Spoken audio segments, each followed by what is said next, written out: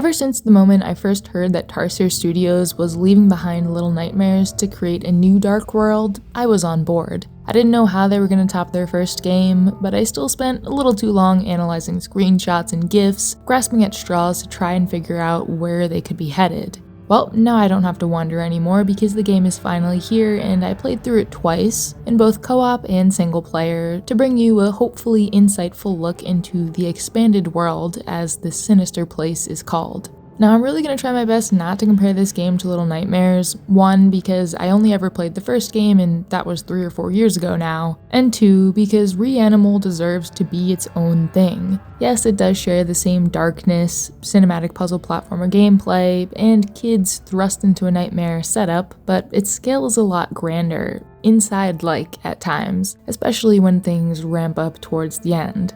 And boy, is this game a looker. Great on a 1080p monitor, but when I hooked this thing up to a 4K TV, I felt like I could practically bite into these landscapes. The lighting, the cinematography, REANIMAL feels expensive, if that makes sense. And it is a little pricey at $40 US.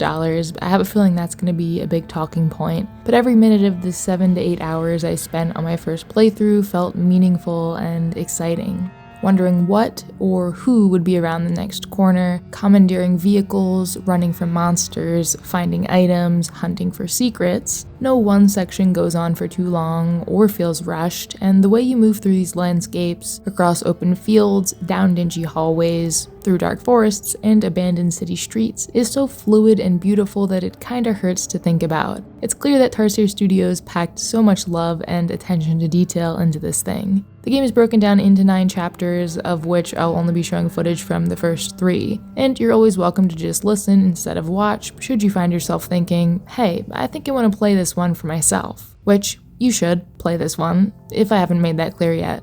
As for the story, it's very basic, as you'd expect. 2 kids, the boy and the girl. You play as the boy, and your co-op partner plays as the girl. Go searching for their missing friends, named Bucket, Hood, and Bandage. There's a big mask motif going on, hence the weird names and obscured faces. That's also the reason why the characters are oftentimes wearing something pretty odd looking on their heads in this footage. There is a teeny tiny bit of dialogue that is extremely quiet compared to the music and sound effects. Personally, I don't really think it needs to be there because what's said is very basic and doesn't add anything to your understanding of the story, but whatever. Where are the others?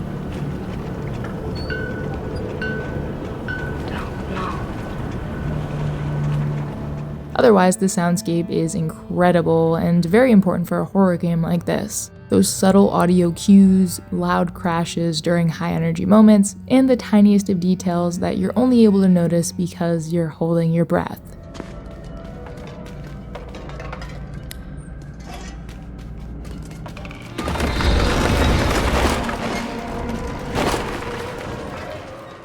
By no means is this the scariest game I've ever played, a little suspenseful at times, certainly unsettling and creepy, but once I reached the final third of the game, things got a lot darker and I finally understood why it's rated M. As much as REANIMAL looks and feels like a movie, it is in fact a game, so we have some gameplay to discuss. It's simple and to the point, but gives you just enough freedom and gadgets to work with that I never mistook this simplicity as being boring or uninteresting. You can walk, run, jump, crouch, and interact with doors and other objects. There are a few tools you'll pick up along the way and discard whenever they no longer serve you, so there's no inventory to manage. The puzzles, if you want to call them that, are more along the lines of find a key, throw a brick, pull a lever, but I'm not complaining here. The game's focus on simple actions like this make you feel a little more like a real person trapped on this island. No superpowers to rely on and no meticulously crafted ciphers or riddles to decode. All the pulling, pushing, turning, and hitting are slow and deliberate and satisfying to perform.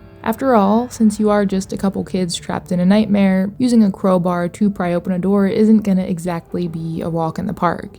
So sometimes you'll need the help of your companion to make it through an area, and this is always clearly marked by these little white indicators, as are any interactable objects or crawl spaces. Other than this, actually, there's no on-screen UI at all, aside from some occasional tutorial text when doing something for the first time. What I'm trying to say is that everything in this game just works, and it's there when you need it and intuitive, and even if you miss something obvious, circle around an area for 5-10 minutes. When you do finally find what you've been looking for, you can't even be mad at anyone because it just makes sense.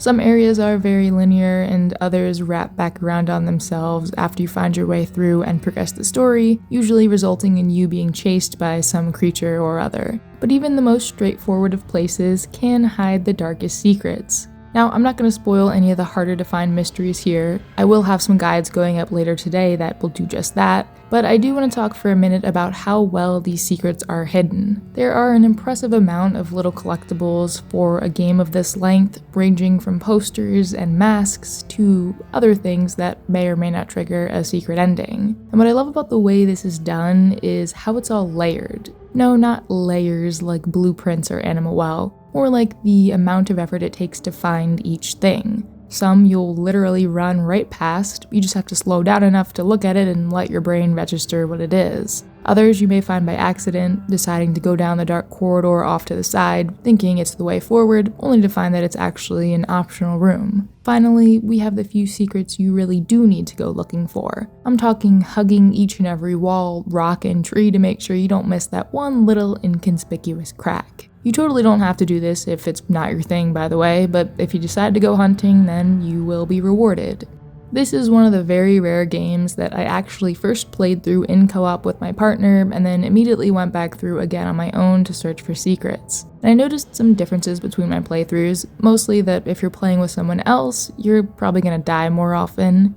In single player, the girl and the other characters who follow you on your journey are mostly the perfect companions. They won't blow your cover or slow you down, so your success relies solely on you. When playing with someone else, there's basically 2 times the room for error, which can make for some pretty funny moments. The game is definitely funnier when playing with someone else. If they keep jumping in the same hole 5 times in a row due to a lack of hand-eye coordination, kinda funny. But if you do that on your own, by yourself, kinda frustrating. There are also some little things that make co-op a bit more difficult, like in this boat section, one player will steer and the other will control the camera, which oftentimes ends up leading to miscommunication and ultimately ends in an explosion. And if your characters get too far apart from each other, you'll die, which never happens in single player because the other character will follow you without question. I don't think that one playstyle is better than the other though. Each is a fully immersive, creepy experience, so if you have someone to play with, go for it, and if not, don't sweat it.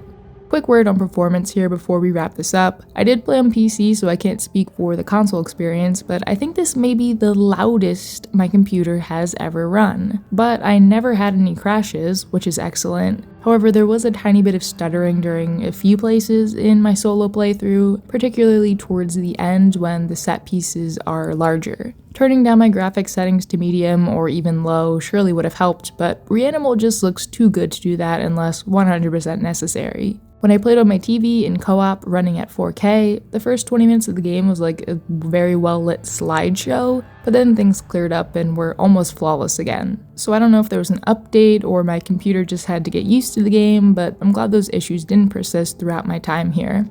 Okay, that's enough from me today. If any of what I've said sounds interesting, if you like a simpler exploration game with tense atmosphere, streamlined gameplay, cool secrets, I have no doubt that you'll enjoy REANIMAL. And if you do play it, this won't be the end of the journey. There's a series of 3 DLC expansions that'll release starting this summer. These won't be about the same characters, but will still be set in the expanded world. Not sure how I feel about this, honestly. The deluxe edition is $20 more than the base game, making it a $60 purchase for that and the future DLCs. I don't know how much they'll cost on their own or how long they'll be, but I guess people gotta make money somehow. And if they're anything like the base game, they'll at least be beautiful and high quality experiences, which I'm always a fan of. Let me know what you think of the game, if you've played it or if you're gonna play it, and keep an eye out for my guides if you're a secret hunter like me.